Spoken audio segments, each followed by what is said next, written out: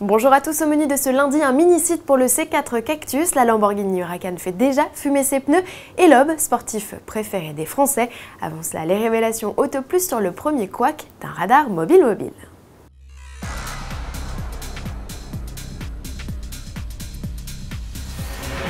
Infaillibles les radars mobiles? Réponse non, comme le prouve l'enquête événement d'Auto Plus à lire dans le numéro 1320 du 23 décembre 2013.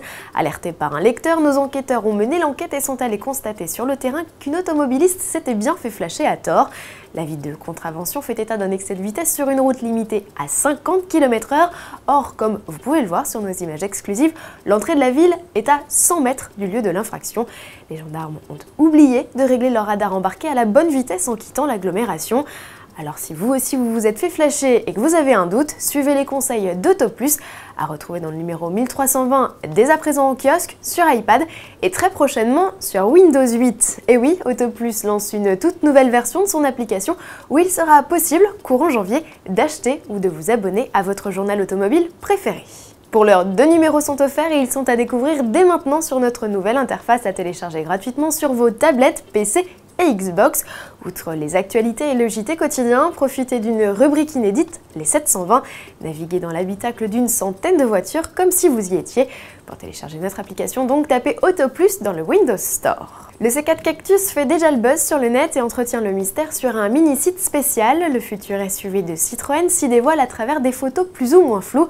Juste ce qu'il faut pour voir que le look général est très proche du concept Cactus dévoilé en septembre 2013. À voir notamment dans la rubrique Efficience, le profil avec l'intégration des surfaces vitrées. Le SUV qui se veut simple et abordable mais pas low cost pour autant se montrera officiellement le 5 février prochain. Une date clé, référence au jour de la naissance d'André Citroën, le fondateur de la marque, et celui du lancement de la griffe DS, c'était en 2009. Rapide parenthèse sportive pour évoquer une nouvelle fois l'Huracan. Depuis sa révélation vendredi, la remplaçante de la Gallardo est apparue dans le 4e et dernier épisode de la saga de vidéo teaser. Et c'est en drift que l'on découvre pour la première fois en action la sportive au V10 de 610 chevaux. C'est Noël, Lamborghini se lâche.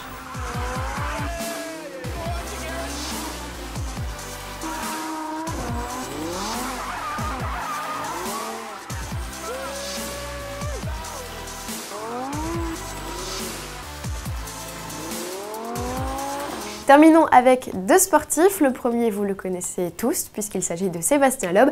L'Alsacien n'a fait que de très rares apparitions au championnat du monde des rallyes en 2013, et pourtant, il reste le sportif préféré des Français, selon un sondage TNS Sofres pour l'équipe Magazine. C'est son 5e titre consécutif. Enfin, clin d'œil pour terminer à un autre pilote à la carrière exceptionnelle, c'est Alan McNish. L'Écossais a décidé de raccrocher casque, gants et combinaison. C'est le pilote le plus victorieux avec Audi et celui qui aura couru dans tous les prototypes conçus par la firme depuis ses débuts en endurance.